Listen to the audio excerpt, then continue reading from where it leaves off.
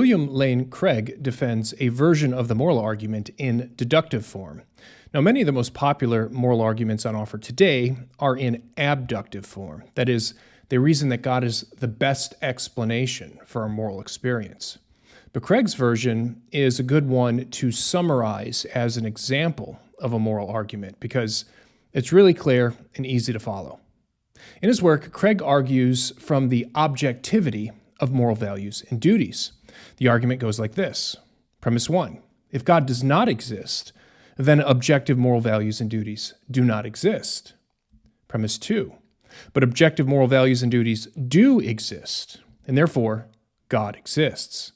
Now, the first thing to do before giving reasons for the truth of the premises is to get clear on the terms that are being used. Specifically, we need to clarify what Craig means by the terms moral values and duties in the phrase objective moral values and duties. Moral values concern whether something is good or evil, while moral duties concerns whether something is right or wrong. Now, it's important to see that there is a conceptual distinction between moral values and moral duties. They are not the same thing. Right and wrong has to do with moral obligation, or what one ought to do, or what ought to be done, while good and evil has to do with something's moral worth. So the claim of premise 1 is that in the absence of God, there could be no objective distinctions between what is good and what is evil, or between what is right and what is wrong. We also need to get clear on the meaning of the word objective in the phrase objective moral values and duties. Craig defines the word objective in distinction from the word subjective. He says, quote, to say that something is objective is to say that it is independent of what people think or perceive. By contrast, to say that something is subjective is to say that it is not objective. That is to say, it is dependent on what human persons think or perceive, end quote. So to say that moral values and duties are objective means that some things are good or evil and that some things are right and wrong in a way that is independent from how people may think or what people may believe. Objective moral values and duties, then, are mind independent. They're independent of people's opinions. So, for example, to say that it is objectively good to be honest in your dealing with others is to say that honesty is good for all people at all times, and regardless of whether or not it is recognized as such by all people at all times. Or to say that it is objectively wrong to murder an innocent human being is to say that murder is wrong for all people and at all times, and regardless of whether or not it is recognized as such by all people at all times. Another way to convey the same kind of idea is to say that objective moral values and duties are discovered. They're not invented. We come to know and to recognize moral truths. We don't make them up. So then, what about this first premise? If God does not exist, objective moral values and duties do not exist. Why should we think that the rejection of theism implies the rejection of objective morality? Well, consider that if we reject God, or if we reject the existence of the supernatural aspect to reality, then all that we're left with is the natural world. This is a view called naturalism. Now, the most popular form of atheism is actually scientific naturalism. According to scientific naturalism, all that exists is the natural world, as understood by science. So all that exists is space, time, matter, and energy.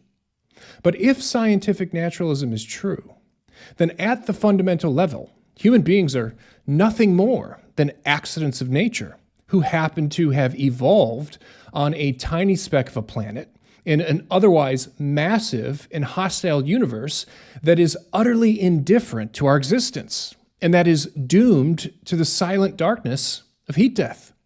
Our existence in the universe, on this view, is accidental, and our ultimate future in the universe, on this view, is total extinction. It's hard to see how atheist Richard Dawkins, himself a scientific naturalist, is wrong when he writes, quote, there is at bottom no design, no purpose, no evil, no good, nothing but pointless indifference, end quote. It just doesn't seem remotely possible to derive or ground objective morality in a universe that is pointless and indifferent. How, given scientific naturalism, can we make any sense of the notion of objective moral values? Specifically, how can we say that human beings have intrinsic moral worth? On scientific naturalism, everything is reducible to chemistry and to physics. How can a random collocation of atoms or a swarm of particles be morally special? How can a sack of chemicals have objective moral worth? On scientific naturalism, humans are just another species of animal. We may be more biologically complex than other animals, but we are not ontologically different, unique, or special. We may think that we have a special moral worth, and we may believe in objective moral values, but at the end of the day, human morality is nothing more than an accidental byproduct of socio-biological evolution. We have the moral beliefs we have, not because they're objectively true, but simply because environmental pressures and random mutations produced a brain that has them. If we were to rewind the tape of human evolution and let it run again, it's entirely possible that a different people would have evolved with a different set of moral values. The same is true of moral duties. Craig asks, quote, "Well, I think that if God does not exist, we would have any moral obligations to do anything. Who or what imposes these moral duties upon us?" End quote. Again, on scientific naturalism, we're just animals, but animals do not have moral obligations. When one chimpanzee kills another, there is killing, but there's no murder. When one eagle takes the fish from another eagle, there's a taking of a fish, but there's no stealing. When the male elephant forcibly mates with the female elephant, there's mating, but there's no rape. There is no moral dimension to the action of non-human animals. There are no obligatory or prohibited behaviors. On scientific naturalism, there's nothing that can be objectively wrong. There may be behaviors that are not conducive to human flourishing. There may be behaviors that are not in accord with our evolved herd morality. But there is no behavior that is morally wrong in an objective sense. To thwart the subjective moral code of a given human society may be dangerous, and it may be unfashionable, but it cannot possibly be objectively wrong. Now, at this point, it's necessary to pause to get clear on the claim that's being made here. It is of the utmost importance to see that the first premise in this moral argument is not claiming, it's not saying that atheists cannot be good. And it's not saying that atheists cannot know the good. Let's let Craig make this crucial clarification for himself. He writes, quote, "The question is not, must we believe in God in order to live moral lives? There's no reason to think that non-believers cannot live what we'd normally call good and decent lives. Again, the question is not, can we recognize objective moral values and duties without believing in God? There's no reason to think that you have to believe in God in order to recognize that, for example, we ought to love our children. Or again, the question is not, can we formulate a system of ethics without referring to God? If the non-believer recognizes the intrinsic value of human beings, there's no reason to think that he can't work out an ethical code of conduct that the believer will generally agree with. Rather, the question is, if God does not exist, do objective moral values and duties exist? The question is not about the necessity of belief in God for objective morality, but about the necessity of the existence of God for objective morality." End quote. Over and over again, opponents of the moral argument confuse moral ontology with moral epistemology, a confusion that will no doubt eventually be repeated yet again in the comments to this video. Moral epistemology is concerned with the knowledge of moral truths. Now, we don't need to believe in God to know what is good and evil, what is right and wrong. We can know objective moral truths by simply reflecting on our own moral experience, which includes our moral intuitions and our conscience. Moral ontology, on the other hand, is concerned with the reality of moral good and moral duty, or the metaphysical grounding of morality. The first premise of the moral argument is making an ontological claim, not an epistemological claim. Objective moral values and duties cannot exist unless God exists. That's the claim. Morality must be anchored or grounded in a transcendent source if it is to be objective. Unless you are clear on this distinction, you're bound to misunderstand Craig's argument. In my own experience, so much of the criticism against the moral argument falters right here over this confusion. Any response to the argument that points to the existence of morally good non-believers or to the existence of a secular moral or ethical system is just a red herring. It will be entirely beside the point. Now, it's important to point out that there are many atheists today and many atheists over the centuries who have agreed with the first premise of this argument, that if God does not exist, neither does objective morality. Many philosophical atheists have been moral nihilists, and most famous among them is, of course, Friedrich Nietzsche.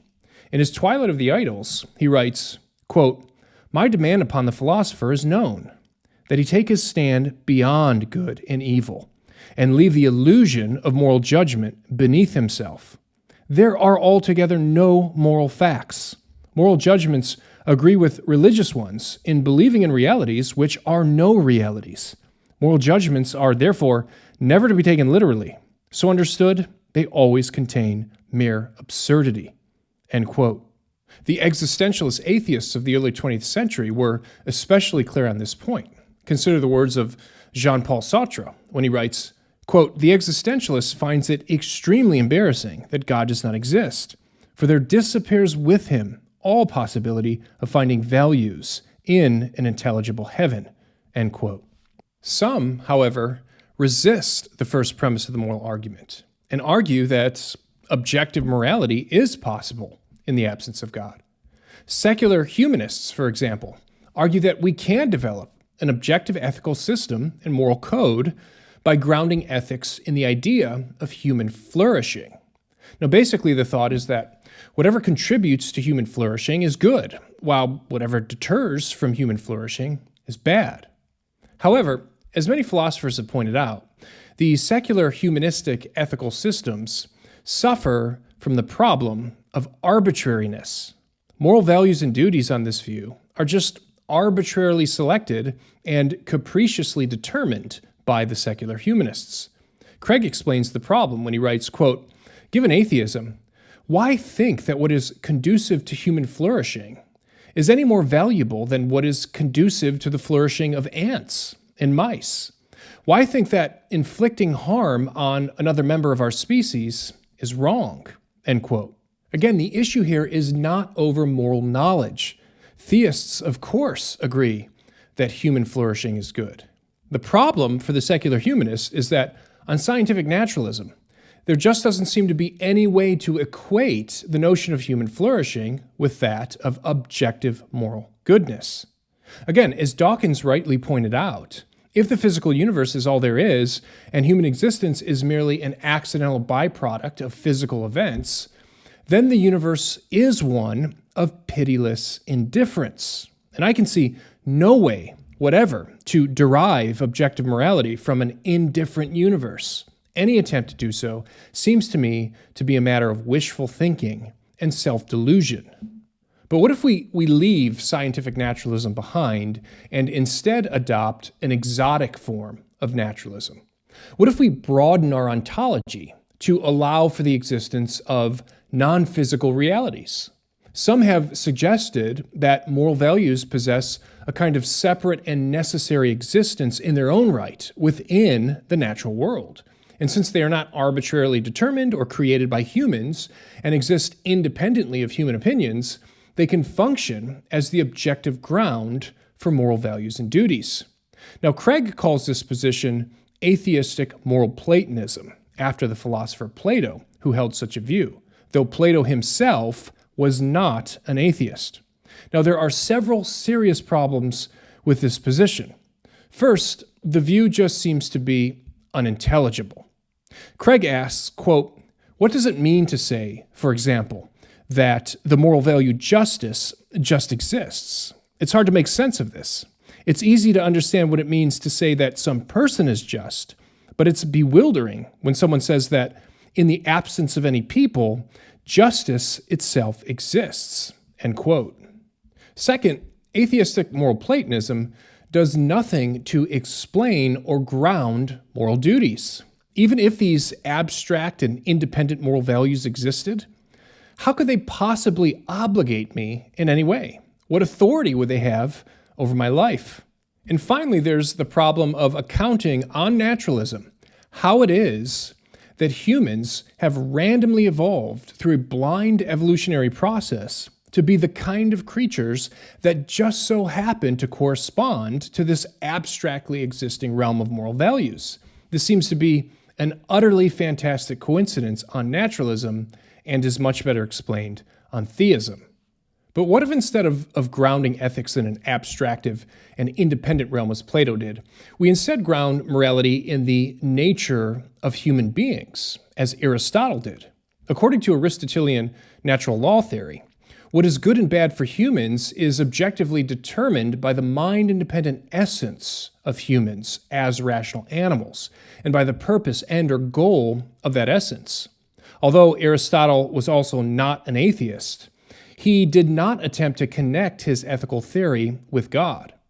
So although Craig himself does not directly consider Aristotle's ethical system, I think that it too fails as an ultimate explanation or as an ultimate grounding of objective morality if it's presented from a naturalistic framework.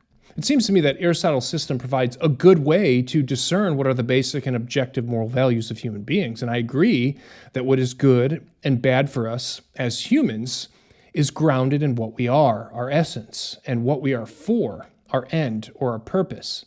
Nevertheless, Aristotle's view is, in my opinion, incomplete in a couple of ways. First, like atheistic moral Platonism, Aristotle's natural law ethics fails to account for moral duty. At best, Aristotle's ethics, his ethical system, is conditional. He can say, if you want to excel as a good human being, then you must act in ways consistent with the essence and purpose of human nature. However, it would seem he has nothing at all to say to the person who just shrugs his shoulders and says, what if I don't want to excel as a good human being? So I don't think that Aristotle's system fully explains this notion of moral obligation. And second, Aristotle's ethical system, which I believe is true as far as it goes, doesn't go far enough because it still needs to be ontologically grounded. We need an explanation for why human beings have the essences that they do and why they have the end or the purpose for which their essence exists. Now, technically, the moral argument would give way to the cosmological argument for the Aristotelian at this point, so we'll leave it here.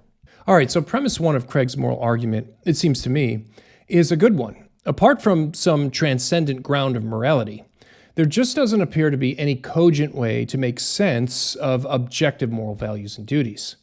But what about premise two, that objective moral values and duties do exist? Well, I think that this premise is true. Well, here, Craig points to the properly basic nature of our moral experience. That is, our moral experience directly puts us in touch with a moral realm that is no less real than the physical realm. Craig writes, quote, I take it that in moral experience, we do apprehend a realm of objective moral values and duties, just as in sensory experience, we apprehend a realm of objectively existing physical objects. Just as it is impossible for us to get outside of our sensory input to test its veridicality, so there is no way to test independently the veridicality of our moral perceptions. There is no more reason to deny the objective reality of moral values than the objective reality of the physical world. In the absence of some defeater, we rationally trust our perceptions, whether sensory or moral, end quote. And I think the vast majority of us would agree with Craig on this point. The vast majority of us simply believe in a basic way that certain things like love and self-sacrifice are good, while other things like hate and selfishness are evil, and that certain actions like caring for orphans and feeding the poor are right, and other actions like child abuse and rape are wrong.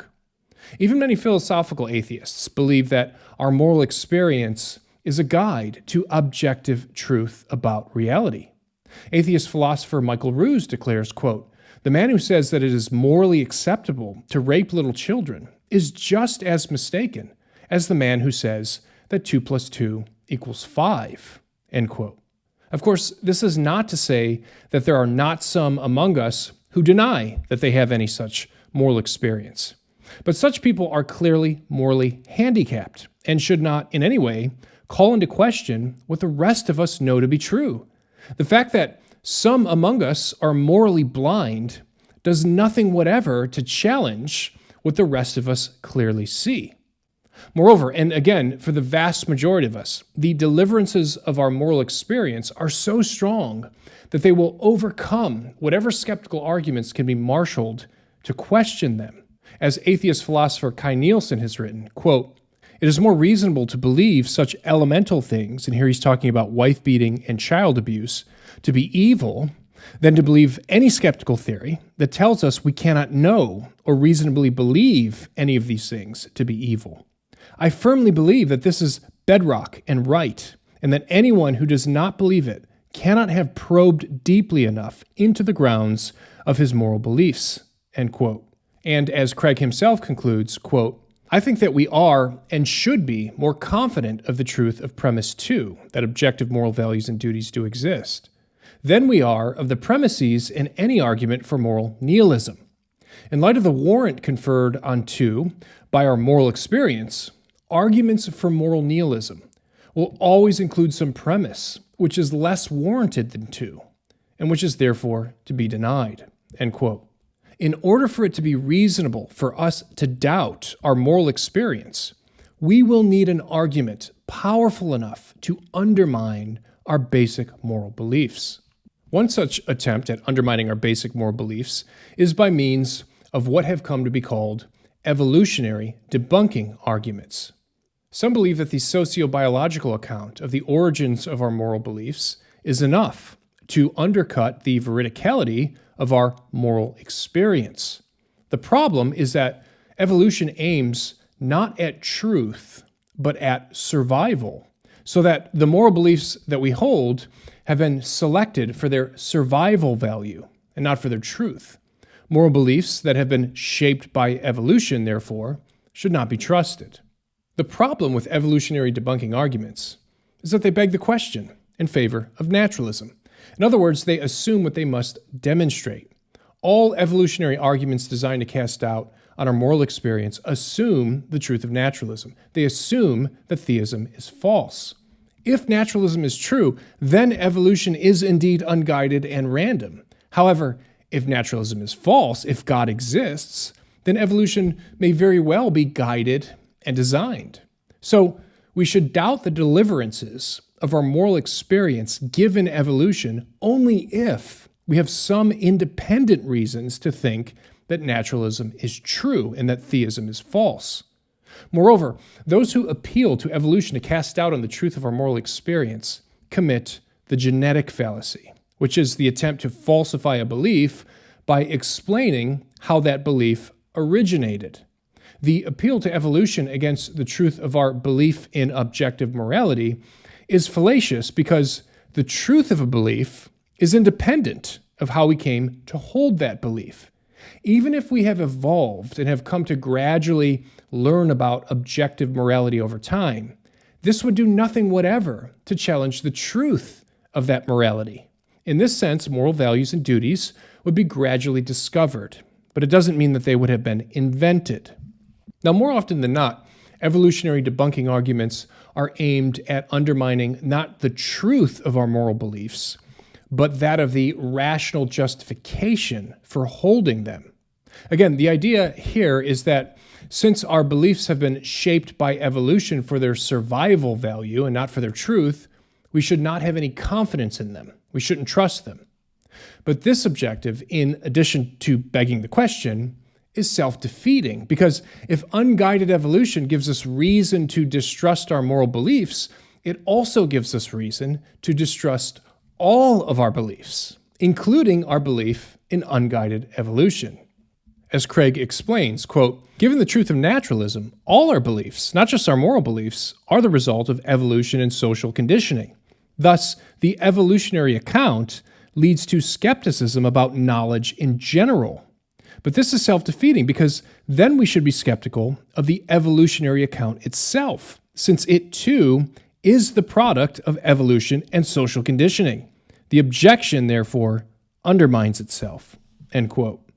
So I think that there are good reasons to accept the second premise of Craig's moral argument, that objective moral values and duties do exist. And since, as we've seen, there are good reasons to accept the first premise too, that if God does not exist, objective moral values and duties do not exist, the conclusion of the argument follows.